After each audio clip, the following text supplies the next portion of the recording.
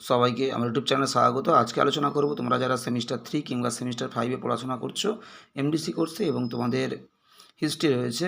Semester 3 তে যারা পড়ছো তোমাদের ইতিহাস রয়েছে, তোমাদের সিসি 3 পেপার কোড, এবং যারা সেমিস্টার 5 এ পড়ছো তোমাদের মাইনরে হিস্ট্রি রয়েছে, তোমাদের পেপার কোড হলো MN 3। এই সিসি 3 বা MN 3 যে পেপারটা তোমাদের রয়েছে, পেপারের নাম হলো হিস্ট্রি অফ ইন্ডিয়া। 300 খ্রিস্টপূর্বাব্দ বা 300 BCE থেকে 750 খ্রিস্টাব্দ বা 750 CE পর্যন্ত। এই পেপার থেকে একটা গুরুত্বপূর্ণ 5 নম্বরের টিকা আজকে ভিডিওতে দেবো, তোমরা প্রথম থেকে শেষ পর্যন্ত দেখতে থাকো।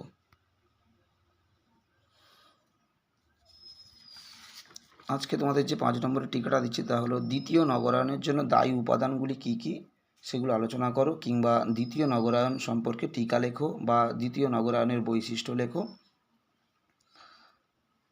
তোমাদের সিসি 3 বা MN 3 হিস্ট্রি থেকে অলরেডি মাৎস্যন্যায়, সঙ্গম সাহিত্য, হর্ষচরিত, মথুরা শিল্পরীতি, মেগাস্তিনিস, গুপ্তযুগে বিজ্ঞান চর্চা, তোমাদের অগ্রহার ব্যবস্থা, কলিঙ্গ যুদ্ধের তাৎপর্য, বিভিন্ন টিকার উত্তর কিন্তু অলরেডি আপলোড করা হয়ে গেছে। তোমরা যারা দেখোনি অবশ্যই তোমরা দেখে নিও। এখান থেকে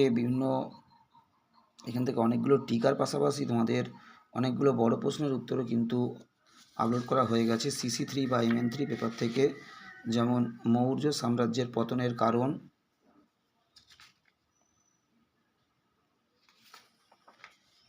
প্রাচীন ভারতে শূদ্র ও অস্পৃশ্যদের অবস্থান,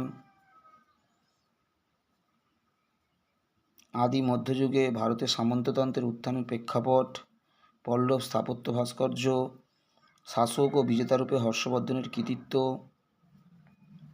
এখান থেকে অনেক প্রশ্নের উত্তর কিন্তু ইতিমধ্যে আপলোড করে দেওয়া হয়েছে, এবং তোমরা এখান থেকে মৌর্য প্রশাসনের বৈশিষ্ট্য এগুলো কিন্তু ভালো করে প্র্যাকটিস করবে। এগুলো তোমাদের জন্য কিন্তু গুপ্ত যুগকে কেন সুবর্ণ যুগ বলে, এই প্রশ্নগুলোর উত্তর কিন্তু পরীক্ষাতে সবসময় আসে। এগুলো তোমরা ভালো করে প্র্যাকটিস করবে, এবং দ্বিতীয় নগরায়নটা টিকা 5 নম্বরের জন্য টিকা তোমরা খুব ভালো করে স্টাডি করবে।